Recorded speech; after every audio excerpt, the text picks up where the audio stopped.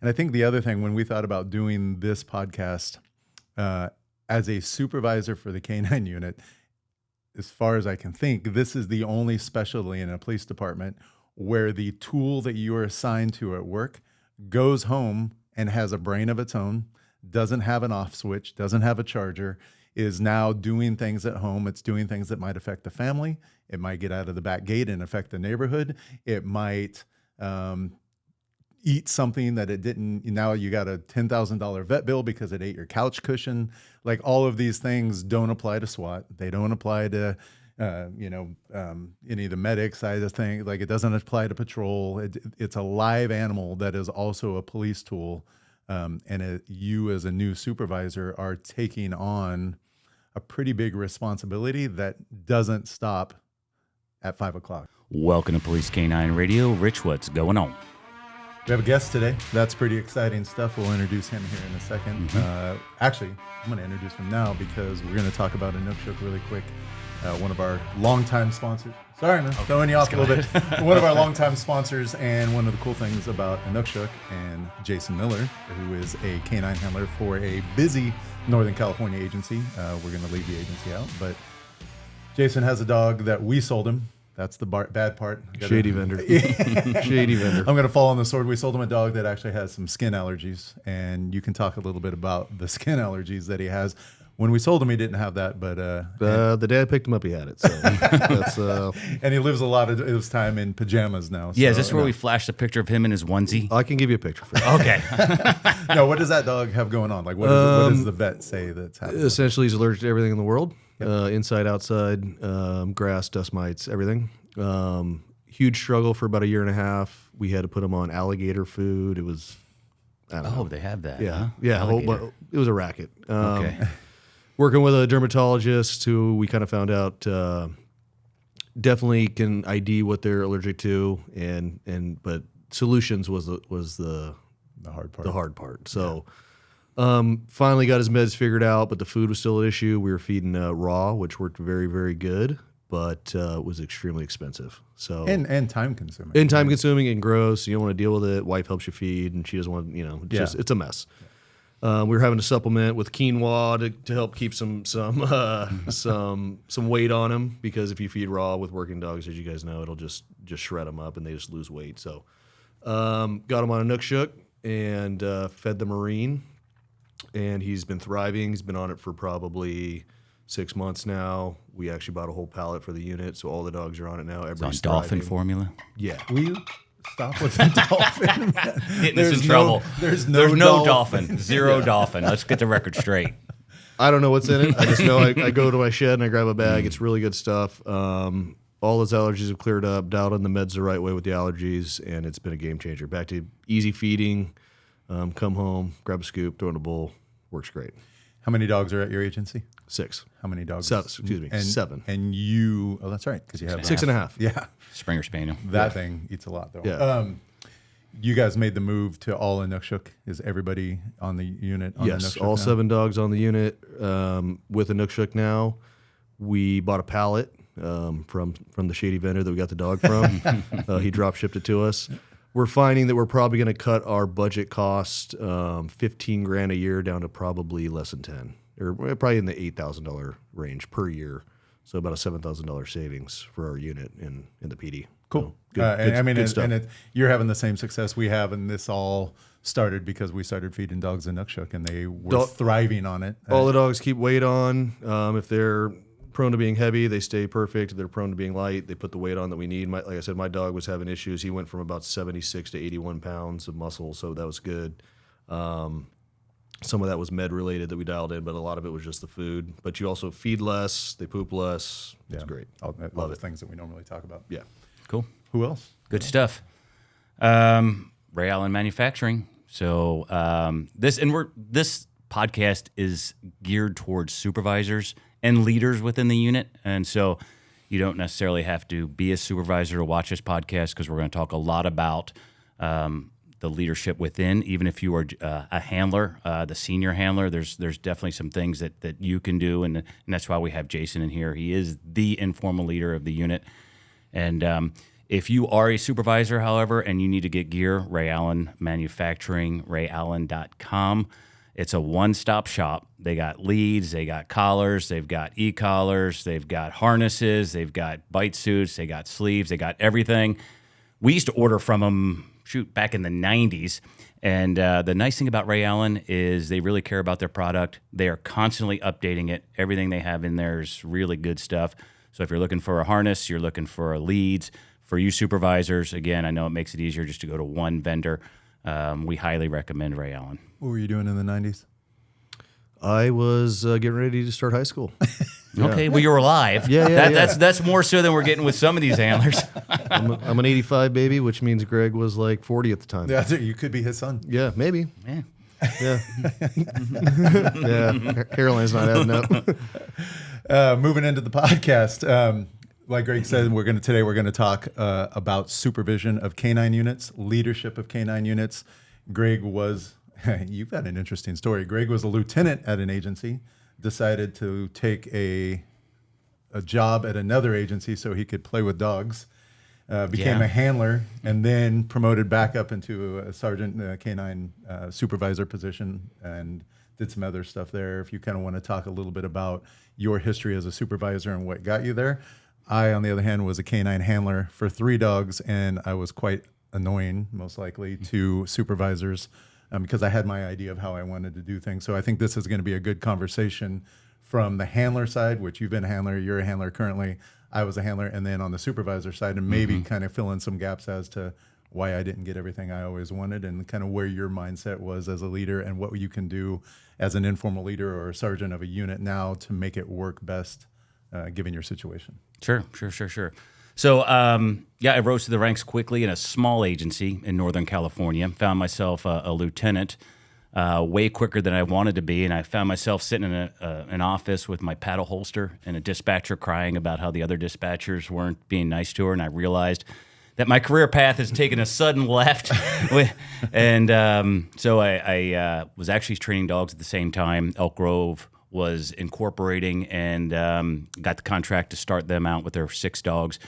And one thing led to another, and they offered me a K-9 position. So I traded my butter bars in for a leash and never looked back. And it was one of the best decisions I ever made, quite frankly. Did 10 years as a handler, promoted to sergeant there for my last few, and then retired from that position. So the nice thing about the 3 of us is there's a supervisory, obviously, component to this, and that's the basis of the podcast. But you do not need to be a supervisor to be a leader within the unit. And that's where both of you guys come in, because you guys are that informal leader, and we're going to talk a little bit about that. Before we get into that, just if you are new to K-9 and you're a supervisor that was just handed this role, there are some things that you're going to want to do on the front end, and we're going to give you some recommendations. So first off, if they're like, hey, Jason, you are now the K-9 sergeant, and Jason's never worked a dog and has no idea what to do, and I get this question from new supervisors sometimes, and they feel awkward of even going out to training, and they're like, well, I don't even know what I'm looking at. I say, trust me, you will know when you go out there and things aren't running appropriately.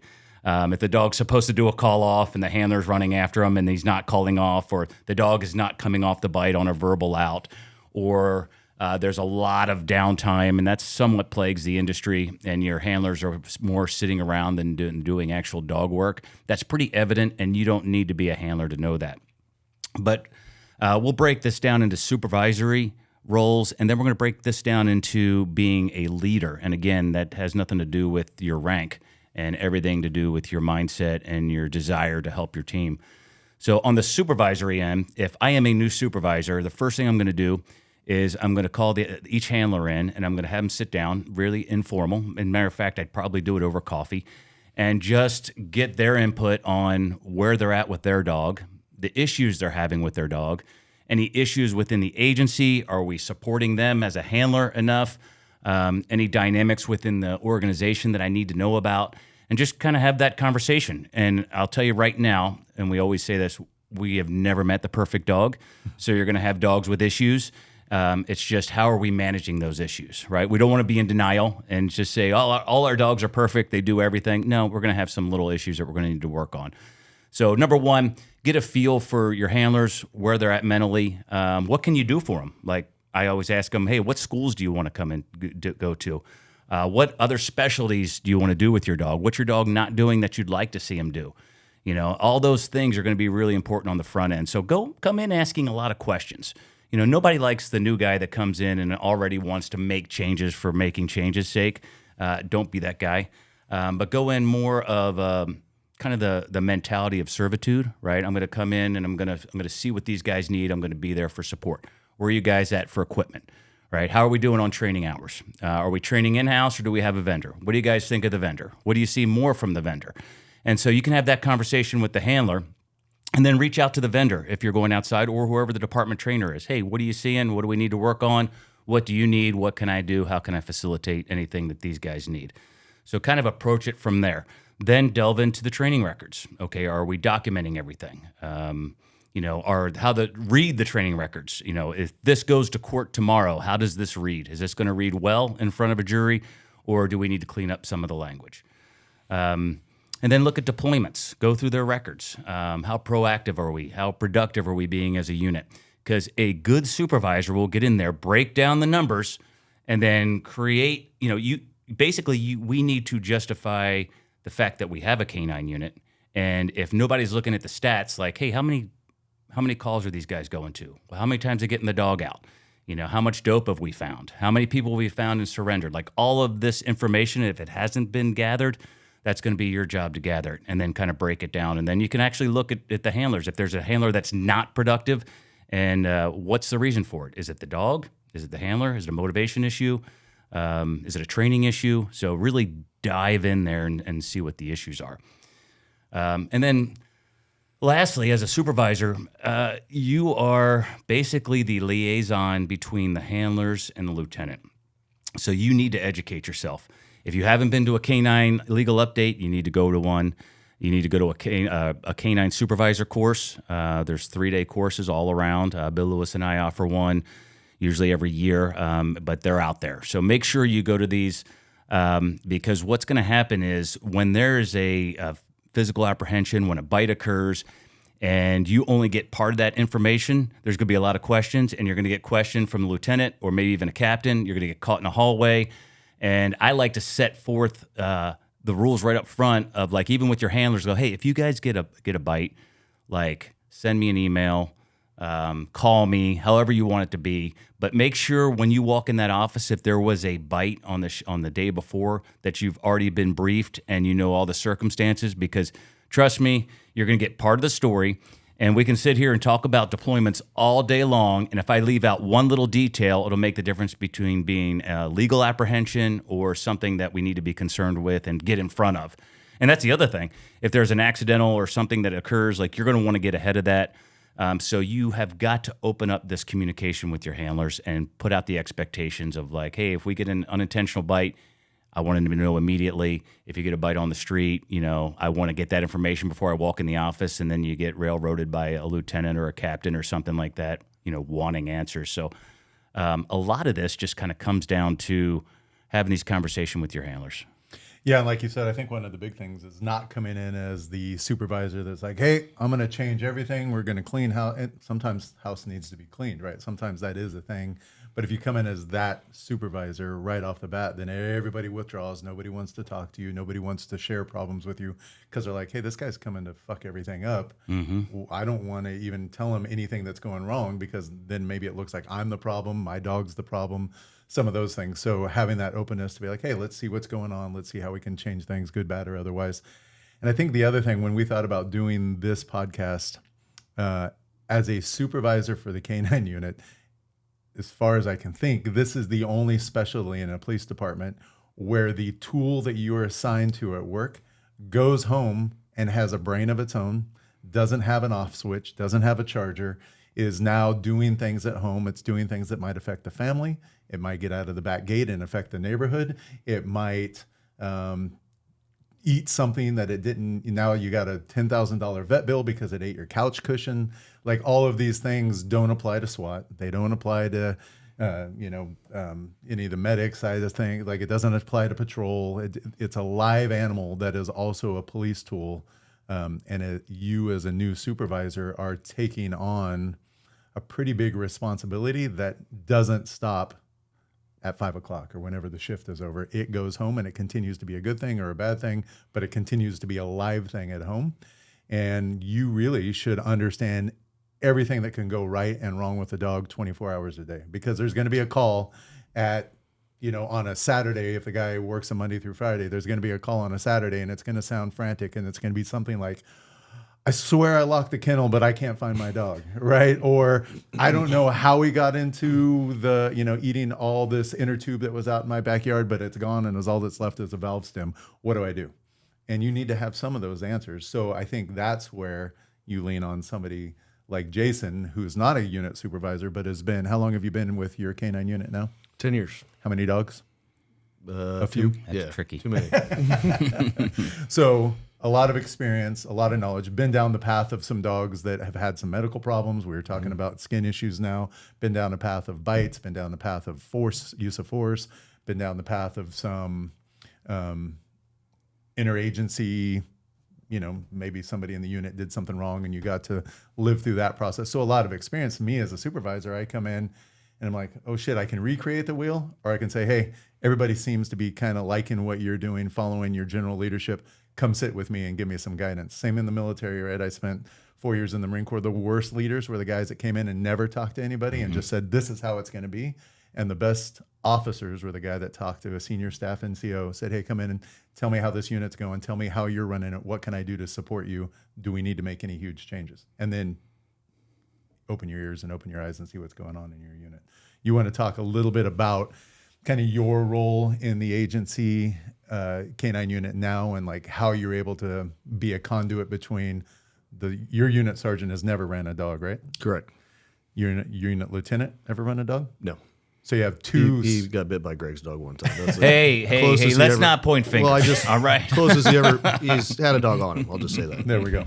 So you have two supervisors between you and the chief that have never really touched a dog. There's one more. I guess there would be a captain or a commander or something. Yeah, like that. we're lucky enough to have a captain that has ran more, forgot more than I'll ever know, kind of thing. But it's taken a while before any information ever makes it up to him. The daily running of the unit is kind of the sergeant and the lieutenant, Sure. but you. Yes. Yeah, I mean, first and foremost, I'd say when you're coming in as a new sergeant, especially if you don't have any experience with with running a dog, is to just recognize that you just took over the highest liability unit in your department, and that's every single department. And like you said, it's 24/7. Right. So a lot of focus gets thrown onto the deployments and obviously the bite work, which is for good reason. But like you said, a lot of the problems that you're going to run into are going to be non-deployment related, and it might not even be with your bite dog. So if you're in charge of, a detection-only dog, whatever the detection job they might be doing, you could have problems with them at home as well. Dogs get out, dogs bite kids, dogs do whatever. Dogs do what dogs do, and we all have high-drive dogs, whether it's a detection dog or a bite dog. So you need to recognize that and just be in tune and be ready to accept that you need to be kind of on your guys 24/7. Yeah, I mean, and on that note, I mean, we've had 2 Labradors bite kids in the house over the last number of years. So if you're supervising a unit and it's just detection dogs, you're not out of the woods. This high drive dog that we have, sometimes there's like some neurosis that comes along with that, and they are still working dogs. So that's an important aspect. And real quick on that, the other area we're seeing supervisors get in trouble is during vacations is boarding dogs. So if you are a new supervisor and you are making, or there's a culture of having either other handlers watch the dog, I caution against that. Then there's been some incidents recently in California in which some dogs have died in cars. Or even just like, well, my wife watches the dog when I'm not home, and then now the poor wife is in position of potentially taking these dogs for a walk that knows nothing about K-9, and all of the liability is still with the agency, especially if that's your culture and that's been allowed to happen. So it's like Jason said, this is one of the highest liability things that we've got, and yet it's like, okay, Mrs. Jones, you're in charge of Nitro. Hopefully he doesn't bite anybody in the next week, and if he does, hopefully you know how to get him off the bite. So definitely something to be aware of. But Jason, now just being the handler, like nobody knighted you, ruler of the unit. You've taken this on, and number one, like, why did you take it on, and how did this process occur? I'd say it kind of built up over time, right? Just naturally, because you stay in the unit long enough. And just through having dogs fail and having to get new dogs, I've ended up to be here longer than I probably would have. And I've developed more experience than I probably likely would have if I just got my dog, it worked out great, got another dog, worked out great, and then I'll see you later. So the struggles and the getting new dogs has actually worked out to my favor, although it was a total pain. But at the time, whenever you're in it, you're like, oh my God, this is just terrible. You're everybody knows when you get a new dog, it's like there goes your life, right? It's a rough like 6 7 months. days a week, 7 days a week, 24 hours a day for 6 months to get used to it. It affects your family. Your wife doesn't love it. They always think it's cool when the dog comes home, but then when you're off at the park for a couple hours, you're like, where you at? Yeah, and they want you back. I'm just trying to get this dog to like me. Yeah. So those trials and tribulations really kind of worked in my favor in the long run, although may not have saw it at the time when they were occurring. But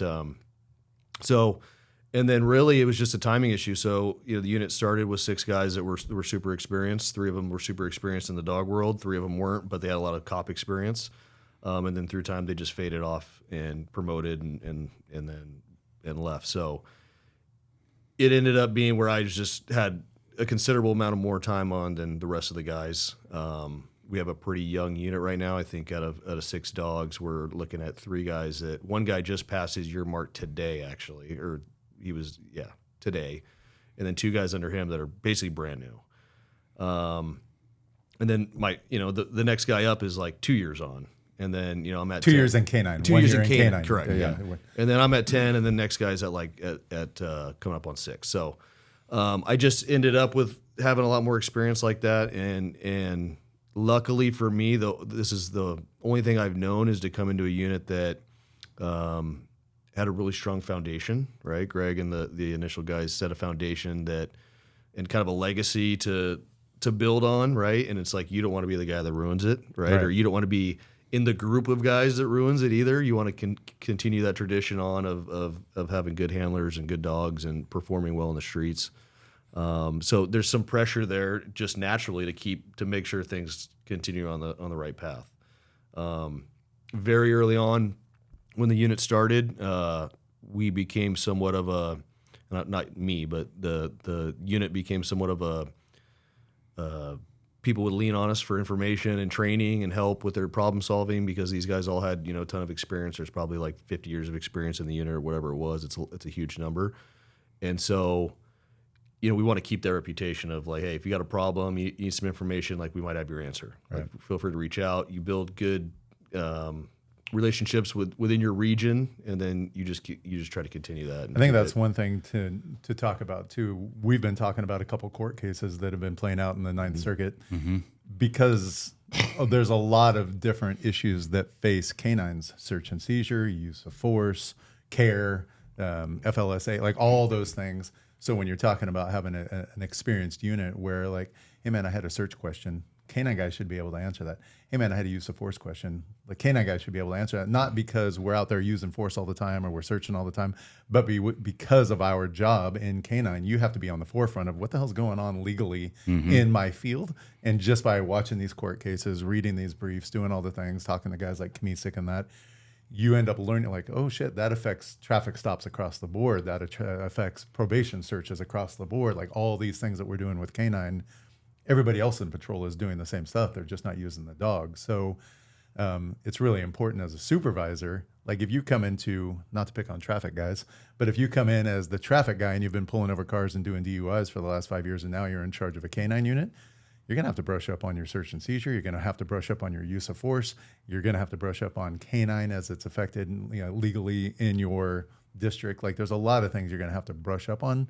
And if you don't, keep in mind that there are canine officers out there, and I wouldn't fall on the sword as being one of those that like to chase work. Like I want to get my dog into some work. And if I can kind of pull the wool over my sergeant's eyes and be like, yeah, this is definitely a dog call. You can use a dog on this. And the sergeant's like, well, he seems to know what he's talking about. If you don't understand what's going on, you might find yourself in a pickle as a supervisor because you have a motivated young K-9 guy out there that's trying to get into work that may not be work that he should be getting himself into. Sure. And to your point, I mean, it's ever evolving, just like law enforcement. Matter of fact, there's been a couple Ninth Circuit cases that have come up just recently, and we're addressing it in training, and we're talking about it. And if you're a new supervisor, look through your training records. Your guys should be going through legal updates at least every 2 years, minimally. And so if they haven't been to a legal update ever, that's problematic. And if it's been 3 or 4 years, like a lot has changed in that 3 or 4 years. So that's something that you're going to want to get ahead of. Yeah, we hosted Eugene Ramirez 6 years ago. You were still working there. Our unit had him out. We had about 100 and something people in the room, and we're thinking about we are going to bring him back out if he will come, which I think he will. Yeah. But I was going over some of the things that we talked about last time, and then Gregg brought up a good point, like, hey, like let's see how his class has evolved. And I just was jotting down some issues that we would like him to bring up or at least go over. And it was like, holy smokes, we waited way too long to have this guy out here again. It's been 6 years. And talking to Matt with Riverside, they had Gene Ramirez come in and pretty much rewrite their whole K-9, which is a big deal, right? Like, so like, hey, we want to make sure that we're following in the rules. Like, hey, can we get a lawyer in here that knows specifically about this issue and tell us where we're right and wrong? And you're right. There's so many, I mean, just in the last year, how many court cases are affecting K-9? How many things are being adjudicated currently that haven't affected yet, but we're all kind of watching and seeing what's going on.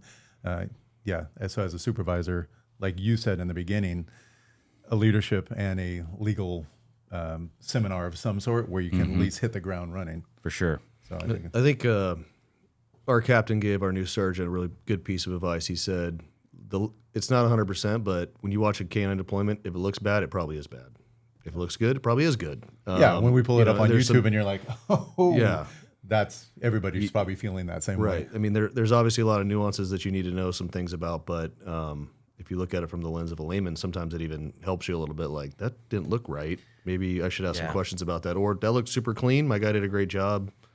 I think this one's going to be okay. So there's a new supervisor that came up and said something I thought was interesting too. He goes, I read the report first and then I watch the video.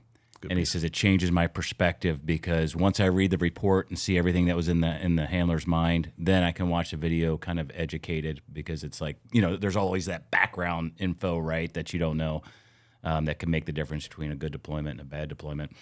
But one more quick thing, too, to new supervisors. If you haven't already, like, you should pull up the association's social media and see what's going out there on a regular basis. We and then for a couple reasons, right? I mean, one of our pet peeves is everybody wants to take the baby and put it on top of the police dog, right? The newborn. That's one of our pet peeves. It's a high risk, low benefit endeavor. And then also, if they're putting out bite work or something like that, that's something that you're probably going to want to watch and make sure it's super clear. And honestly, like 95% of the stuff I see is good. Yeah. But you might. But we know when it's cringeworthy. I would say if your dog's doing bite work and the background music is some gangster rap and you finish your video with the skull and crossbones and the fangs hanging out, like, is that really the message that you want to send to the community about your K-9 unit when the world is focusing on police departments de-escalating, right? Dogs do a hell of a job de-escalating. It's not the sexiest video to make for Instagram, right? That's just not the sexy video. But as a community member, like, hey, we have these dogs. We're paying a lot of money for these dogs. We're paying a lot of money for the training. I want to know that the dogs are out there representing my community, doing good things. The fact that they say, hey, get out of the car, get out of the house, get out of the building that you broke into because we have a dog here. And the bad guy says, hey, I don't really want to get bit. I'm going to come out. Everybody goes. Sometimes people go to jail, but everybody goes their separate ways. Everybody goes home in one piece. The dog did a hell of a job de-escalating, but as always see on social media is the fangs and the cross skulls, Sure. all that thing. It doesn't present the real picture of what your K-9 unit's doing. No, and on that note, trust your handlers when they go, my dog ain't social. Do not make him go to the schools and the hospitals and bring them in and let's get kids surrounding him. If he's not social, he's not social. I like the idea of picking 1 or 2 dogs in the unit, and I think you guys do this, and like, this is our demo dog. He's as safe as we can get, around kids and that type of thing. And obviously we still manage that, but we're not making the dog that is not social, that doesn't want anybody stand next to him, get in a group picture with a bunch of kids. Like, you're going to have to trust your handlers on that as to, do they have the dog that can do that? I think one of the other things I want to bring up and ask both of you how you guys address it. You address it as a supervisor, and I know you deal with it now as selection. And I think as a vendor of dogs and a trainer with you, sometimes you show up to training and you're like, man, this just seems like a square peg in a round hole. It doesn't seem like this person is really capable of being a K-9 handler, and it's not the best choice for the unit. And my analogy I use is, I don't think I would be a good motor cop. I've got a little ADD. I'd be looking right. I'd ride my bike into, the back of a car. Like, I'm just not meant to be on a motor. It's not safe. I don't feel safe out there. I just don't think it would be a good mix for me. So then I go to motor school and I do it, and I just really suck at it. Somebody would say, hey, Rich, you don't belong on the motor unit. You need to get out of here. But it seems like in K-9 world, there's a lot of, well, nobody else put in for it, so we want to make sure we keep the position and bring this person on so we don't lose the position. And like we've already been talking about for the last half hour, the dog's alive at home. There's a backyard issue. There's a playing with the kids issue. There's social media. Like, there's so many issues that pertain to dogs. Can you talk about what you look for when you're picking a officer to be a K-9 handler, and what are some of the things that you're like, hey, maybe this person isn't meant for the job? Actually, I'll start with you because I know you're doing it frequently right now. Yeah, we just did it, 4 times in the last 2 years, I think. Yeah. You got 4 handlers and... Well, 5 if you count the detection dog. Detection dog. dog. Okay. And you had a handler that you had to remove from the unit. Correct. So maybe talk about the selection end, and then maybe talk about that instance, not specifically, but like some of the things that can occur where, if I'm a supervisor, like, where's that threshold to where we go, this person's not going to cut it. Like, we're going to get ahead of this before bad shit happens on the street. Yeah, we've had, I think, unlike a lot of agencies, we've probably washed out more guys during training than a lot of agencies would. Some of that is because I'd say we're like a medium-sized agency, so we do have other people that want to come in and give it a shot. Talk about your selection process, like your testing process, because it is pretty unique. And like what you do with the pound dogs, shelter dogs, is definitely unique. You have a physical side to it, which a lot of agencies don't have a physical side to it. Talk about it, because I'm let the cat out of the bag here. You told the whole story. Next question. Let's move on. No, we start with, well, obviously, it starts from, it very much starts from like a recruiting. We view it as like a recruiting arm of our unit, right? Like, who's the next guy that we want, right? Or gal? Like, who is the person out there hard charging? Who's hardworking? Who's a good teammate? Who has a stable personal life, right? You don't want the 25-year-old that's out getting hammered at the bar every weekend, right? That just doesn't work. Cops don't do that. Yeah, you need the more mature guy that's ready to kind of have a, because it's going to affect your life, like we already talked about. Right. Like it totally takes over your life. Who has the understanding wife, right, or girlfriend, or whatever it is, that's going to allow this to happen and not cause conflict in their life? Because I think in a lot of ways, a lot of people are going to choose, well, my personal life over my work life, right, which is the right decision. Sure. So that it has to work. So there's the recruiting aspect of it, trying to get people ready for, like, hey, we're going to have an opening coming up, get ready, kind of thing. Have them come out to training. Have them see what they're all about. Are they the guy that takes 2 bites and says, hey, I need a break, I'm tired, I'm hurt, yada, yada, yada, or the guy that's like, I don't care, just keep sending them, right? Good, tough guys and gals that can be out there, get sweaty, get hot, and not complain, because that's a big part of what we do.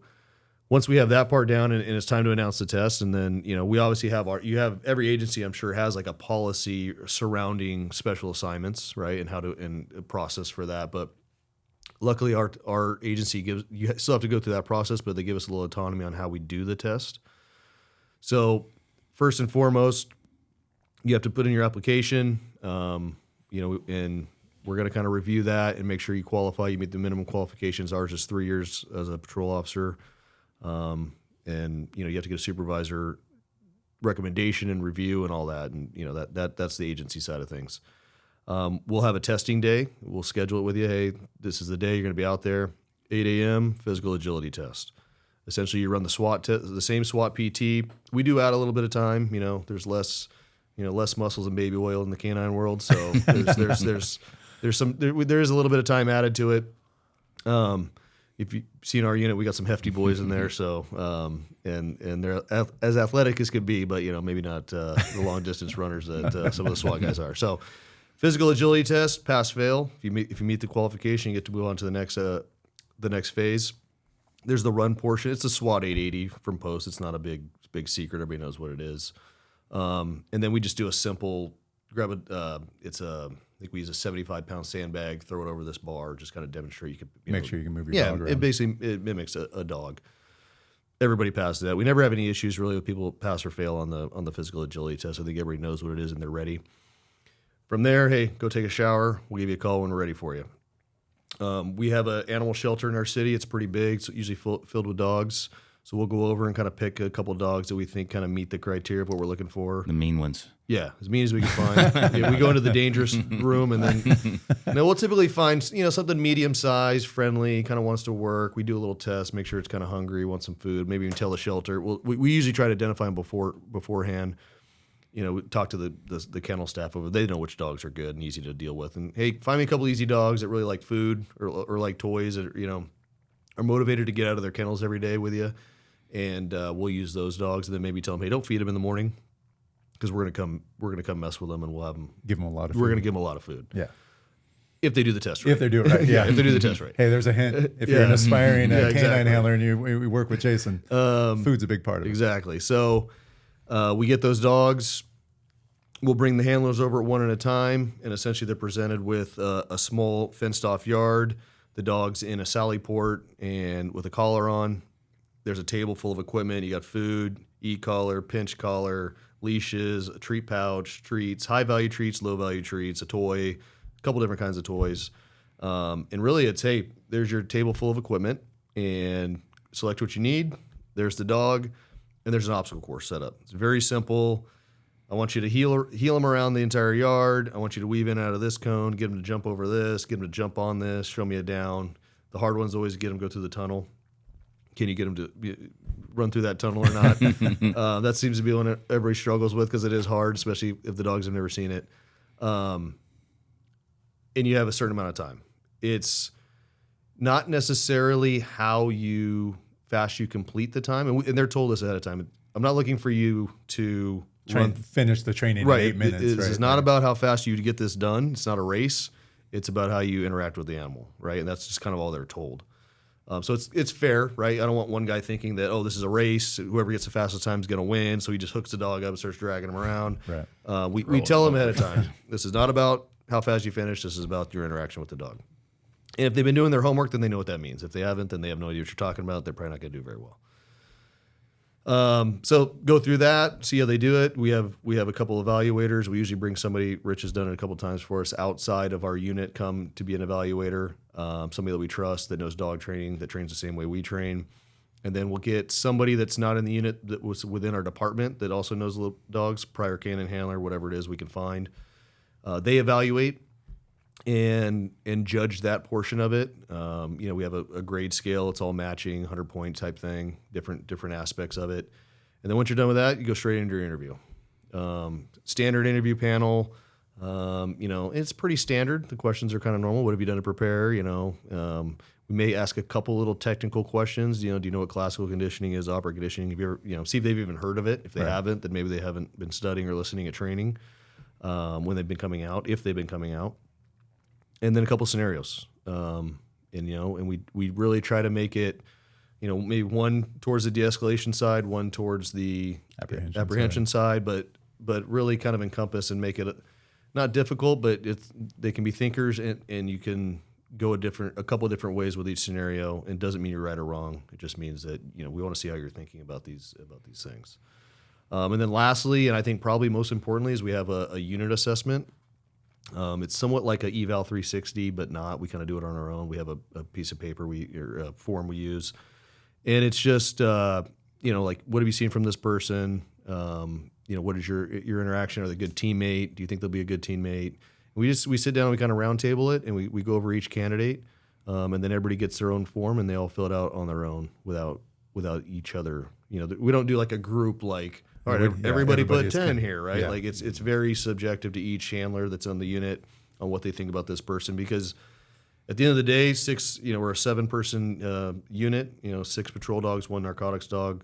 We're together a lot every single Wednesday. We're spending 10 hours together. We go to training together. We go to conferences together. You got to get along. Right. So you can't have the outlier in the unit. You want somebody that everybody's going to get along with. So Well, and for your guys' unit, from the outside looking in, there's a lot of pressure to not be lame.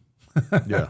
Like you said, like you want to hold that same level that that the unit has always had. And I worked in an agency that was, within a couple hours of you guys. We always knew about your agency long before you were there. Like it was always like, hey, those guys have their shit squared away.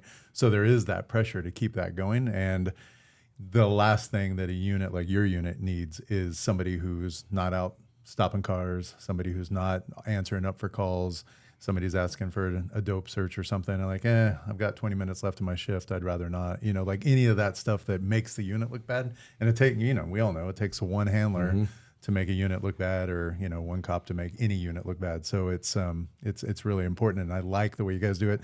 I think talking about that shelter dog thing, a lot of people probably hear that and be like, yeah, what does that prove? It's not a police dog. It proves that you have some aptitude to work with a dog naturally, or that you took some time to learn how to work with a dog. And when you touch a dog that's not necessarily used to being touched, isn't used to being trained, has been spent in the last couple weeks or months in a shelter, like that's not a dog that clearly understands the process. But if you've learned something, if you paid attention to what's going on with your unit, if you've asked some questions, a lot of your guys have come up to us. We're primarily pet dog trainers, and they've asked a lot of questions. I get phone calls from people that are applying for your positions, asking things, and some of them will drive up and just start working our pet dogs with us. When they go to do that test, you can see that they have an aptitude of dealing with dogs. This dog looks scared. This dog looks excited. This dog's a little jumpy. And then you watch some of those guys and gals that have taken the time to work with dogs, and in 8 minutes, they can get a lot done. It's really impressive. Conversely, if there's some people that have never asked the questions, never done it, and just thought, how hard can it be? It's a shit show. Like when you grab a pound dog that doesn't know anything and you're trying to pull it around, or you're trying to, corral it into a place and use some force, that's not going to fly. So it's a really good measure of somebody's aptitude to work a dog. Does that mean they're going to be perfect with a police dog? No, but and just a clarification with the tools, like if they do try to put an e-collar on the dog, we won't let them do it. We take it away. Like, from them. yeah, that's a good. It's not charged. We will let them put a pinch collar on the dog if they want to try it, but if we're definitely make sure that we're not going to get, like I said, and that goes back into the goal of explaining the goal of the evolution to the candidate. So they're not just jerking the dog around on the pinch and trying to get them to do whatever they want. So we certainly monitor it and make sure that they're doing things in an ethical and manner. So the dog's the dog's good. Well, one of the big intangibles we see with new candidates is their coordination, their timing, right? How do they interact with the dog? Because this is not like a specialty unit that you can just go, okay, here, plug and play, here's your dog, you guys are off and running. Like if they don't have good coordination and good timing, it's kind of a shit show. And they could be the best cop in the world, and then yet they get the dog and they don't become this symbiotic, team that can work well together. And please, for the love of God, if you guys are selecting handlers, don't give us the handler that needs to improve on tactics, thinking that, no, we're going to add a dog into the equation and other tactics are going to get better. Learn how to search a building. So I've gotten that. I've gotten that where an agency said I had a handler show up and they're like, well, they said that my tactics need to be improved, and I'll get a lot of like reality-based stuff here and we work tactics, and it's like it doesn't get better when you add the dog. If anything, it really deteriorates and it really exposes weaknesses. So I love the dog idea on the intangibles of coordination, of timing, of how much finesse they have with the dog, because nowadays it's not the old yank and crank. And if you've listened to this podcast long enough, we're not just out there throwing e-collars and pinch collars on dogs and yanking them around. There's actually a lot of timing, and we're using markers, and we're using food, and we're using toys.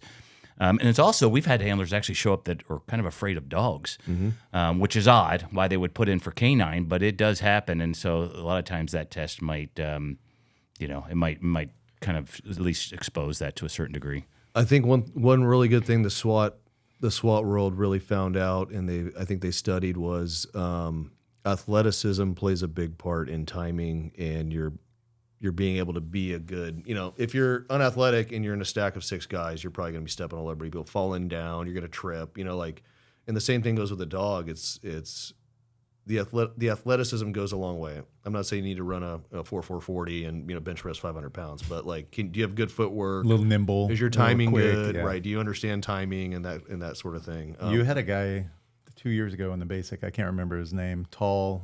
He was a wide receiver in college. We've had a few of those. Didn't know shit about dogs. Yeah, but man, pick stuff up like that, and just because he was athletic and quick and his timing was good, the team between man and dog. Was amazing in short order. Shout out to Gant, one of our guys.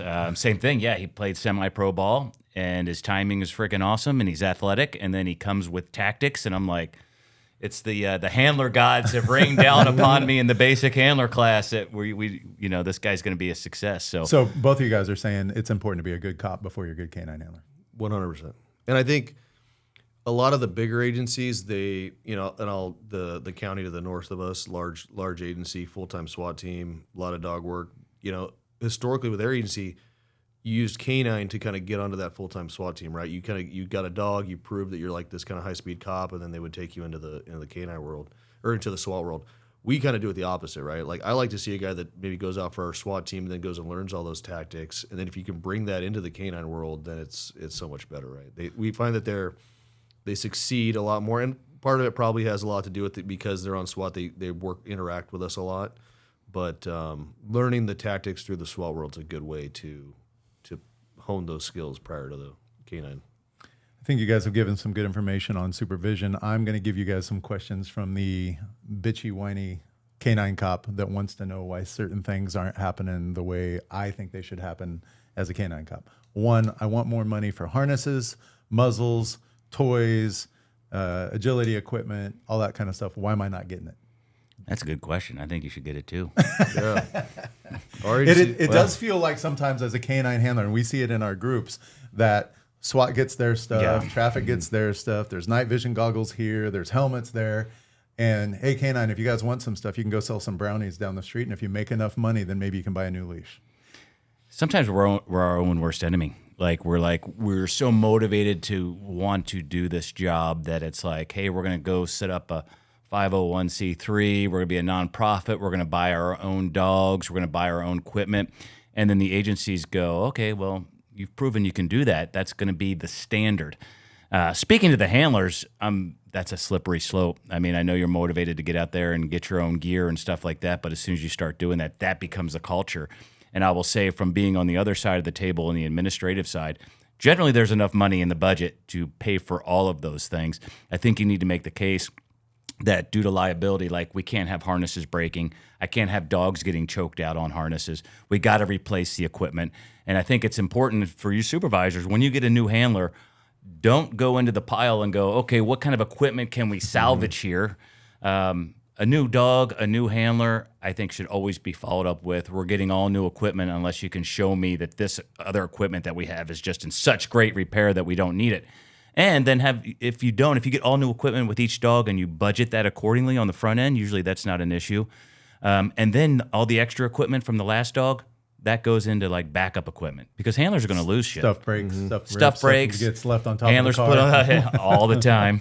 It's probably a lack of explaining the reason you need it, right? You just go and you say, hey, I need this. And then if you're, say, a lieutenant that doesn't know anything about this, then you just look at the dollar amount and it doesn't fit into our budget, which usually, if you ever dealt with budgeting, that means that last year you should have been planning for that, right? So it's a lot of pre-planning that goes into it. And I'll give you an example.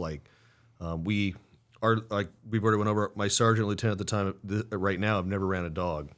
I went to our lieutenant and said, hey, look, next year's budget, I'd like to add a certain amount of money into it to have an outside trainer come in for a 1-week class. Why? Well, we train with Gregg, and we've trained with Gregg exclusively. Let's have an outside guy come into our unit and kind of do a shakeout. What are you guys doing right? What are you guys doing wrong?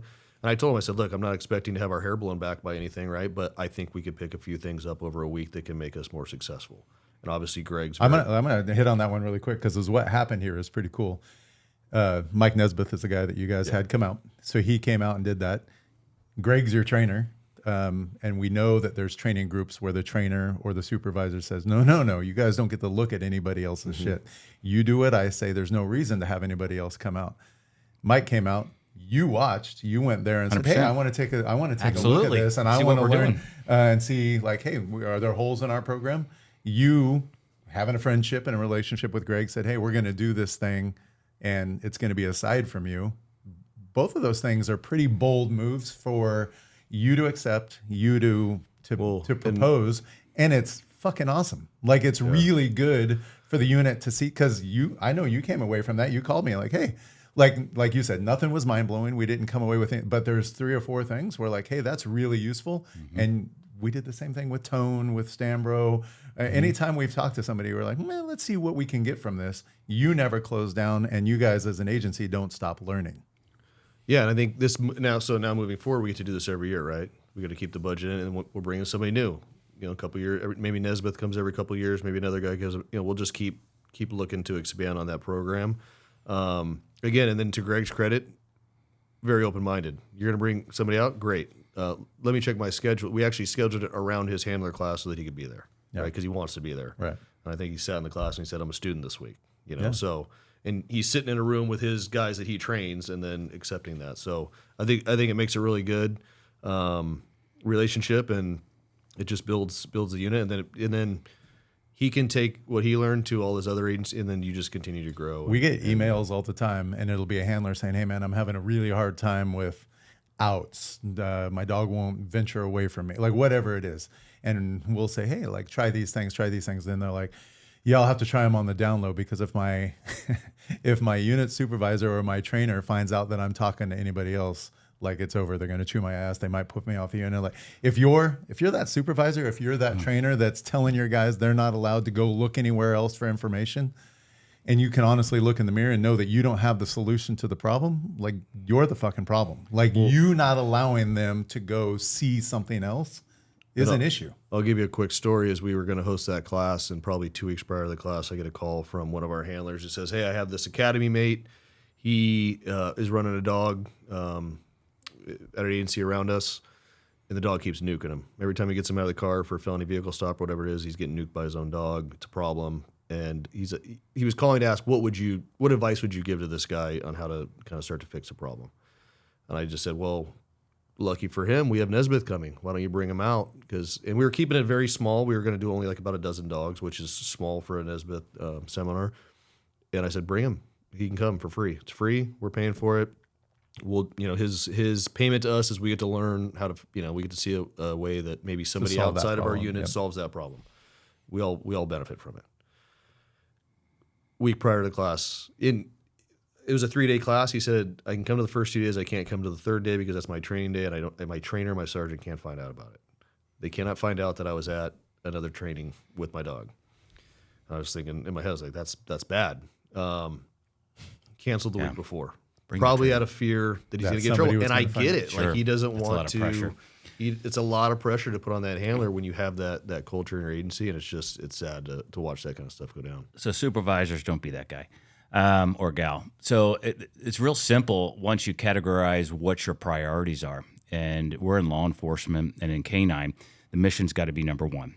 If we say our people are number one, then we never leave the station, right? Because we're putting in harm's way. Yeah. So this is what we've signed up to do. We have to put the mission number one. Number two is your people. And you need to care about your people. And this is where it comes into having conversations. Like, nothing should come up on an eval, right, that you haven't already had that conversation a number of times if it's going to be negative. So this just follows through with all the supervision that you've probably done up into this point. And then lastly is you. And I guarantee if you focus on number one and two, you focus on the mission, you focus on your people, you get taken care of along the way because everybody's successful. So it just kills me when you hear stories like that where somebody's trying to better their dog. They obviously don't have solutions in-house, and they're not willing to go outside of their sphere to get these things worked on. Because this is not just a handler dog issue. Like, he gets the dog out and he's getting bit in a high stress situation or a dangerous situation. I mean, we don't like to throw out life and death a lot, right? All this hyperbole, but in a lot of ways it can come down to that. So this guy works in a rough town. It could definitely be the case. Yeah. Quick question for both of you. Quantity over quality, meaning my agency has room for 5 dogs. They're budgeted for 5 dogs. I have somebody that retires out, dog goes off. I have an open spot. One person puts in for that open spot and they suck. But I really want to keep that spot filled. Do I fill the spot because I don't want to lose it with a mediocre cop? Or do I lose the position and run with 4 dogs for my agency and have the potential of never gaining that spot back because budgets are what budgets are? I think it's easy to say you just don't fill the spot. And that's probably the right answer, but we've never had to make that call. So I could see why agencies fill the spot. They're trying to keep it their unit full. It's a very difficult call to make to say we're just not going to fill it. We're going to wait till the maybe right do person some more shows up. recruiting at that point. Maybe go if out you can sell it and go, hey, we're going to move this recruitment 1 year, but in 1 year we're going to go ahead and fill this. So don't take it off the books, and then identify potential handlers in your agency, and then like Jason's already talking about, like they've already had that conversation of almost kind of a recruitment kind of thing. I'd rather spend this. I think the answer is you go to your agency and say, hey, give me 6 months with A, B, and C, officer A, B, and C. Let me build these guys up. Let me see who I can get the farthest and the most ready. And then I'll come with you with an honest answer of, yes, let's fill it, or no, let's not. And I think in 6 months you should be able to find somebody that you can build up and get ready to do the job. And the reason why I asked that question is because I've seen it. I won't speak for you guys. I've seen it where an agency has said kind of outright, like, hey, we have this person, not really our first choice, not even really our second choice. We're not really thrilled with the selection. They're going to have a hard time with a dog. They're not really a dog person. They have a lot of family issues going on. They have shared custody of their kids, and they're bouncing around from how. But we need this spot, so this is who we selected. That's a hard start. We started this whole conversation off with the dog lives in your house 24 hours a day. There's family issues. There's backyard issues. There's kennel issues. There's crate issues. There's travel issues. There's boarding issues. Like, there's a lot of damn things that go on. If you hire that person into K-9 and they're like, yeah, I'm mostly here for the dog. That's a lot of like, well, what happens when you're not? And then who's wearing that? Supervisor. Sure. Like, what's up with your guy? I don't know. You told me to keep the position, so we have him in here and we're doing the best that we can. Maybe at that point, maybe like, hey, how about we just do a detection dog for 5 years? Go down a path where at least there's less liability. And I don't know what the answer is, and I'm with you. It's easier said that like, fuck it, we're not just going to find. We won't put a guy in K-9. We'll lose that position.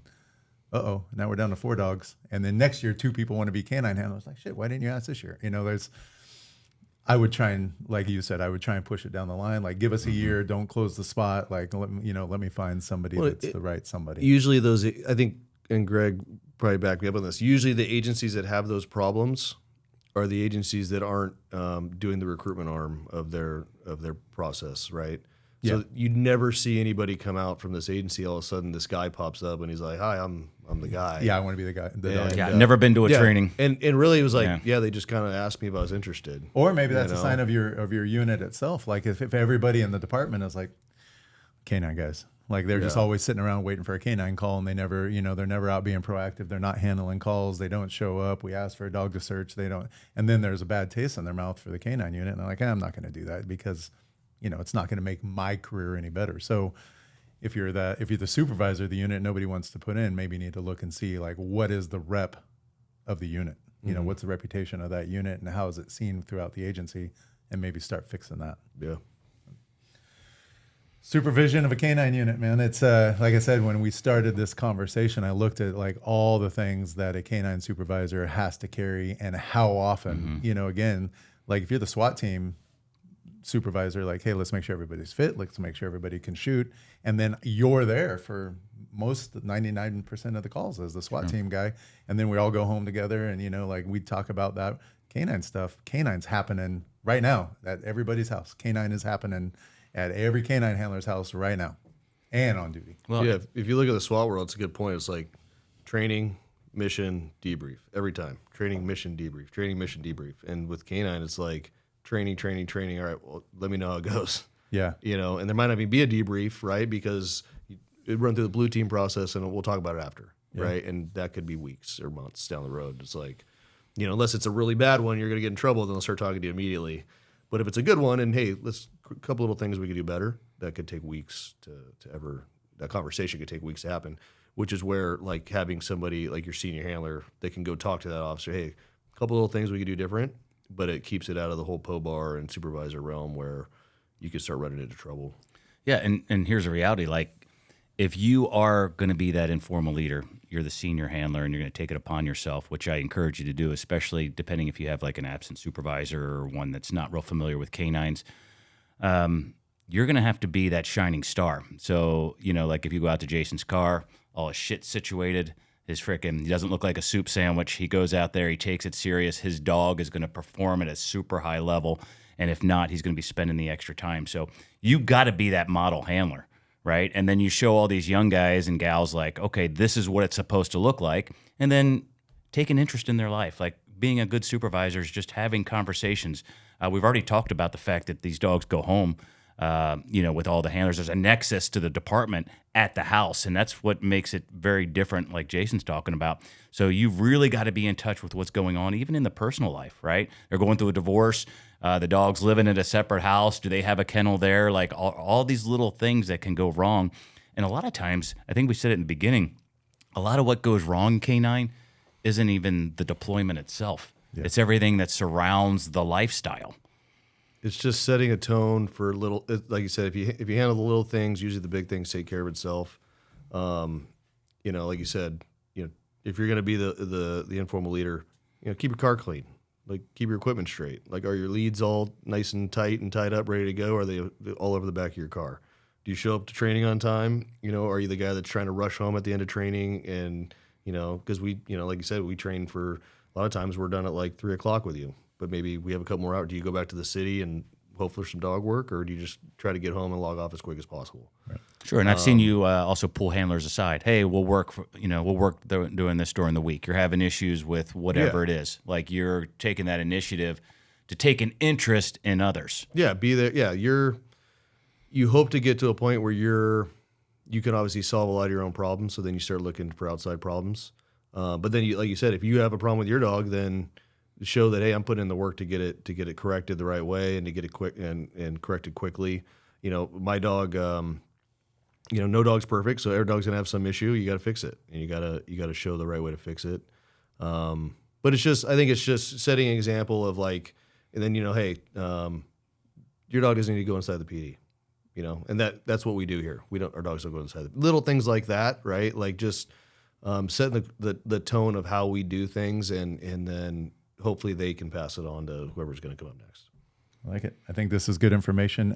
If any of you have been put in the supervisor position for K-9, you can reach out to Gregg, and he'll definitely answer. If you want to, shoot me an email, trainers@dtack9.com. And we've got some samples of some oral board questions and things like that. And if you have any questions, supervisory, we can put our aptitude form on there for you. Okay, that'd be great. That'd be great.